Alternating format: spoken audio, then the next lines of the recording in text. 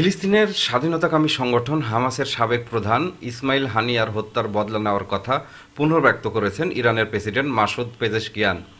বুধবার তিনি বলেছেন, হানিয়া হত্যার প্রতিক্রিয়া কিভাবে, কখন, কতটুকু জানাতে হবে তা ইসলামী প্রজাতন্ত্র অচিরেই নির্ধারণ করবে। মূলত হানিয়ার হত্যার প্রতিশোধ হিসাবে ইরানি হামলা নিয়ে তটস্থ ইসরায়েলিরা। এমন আবহে এবার ইরানি সেনাবাহিনীর ক্ষেপণাস্ত্র ও শক্তিমত্তার গভীরতা কতখানি তা জানালেন বিমান বাহিনীর একজন কমান্ডার।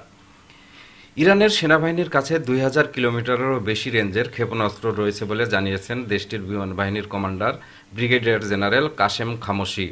মঙ্গলবার এক অনুষ্ঠানে ব্রিগেডিয়ার জেনারেল কাশেম খামোশি বলেন, ইরানের মধ্যপ্রাচ্যের সবচেয়ে বড় এবং শক্তিশালী হেলিকপ্টার ইউনিট রয়েছে।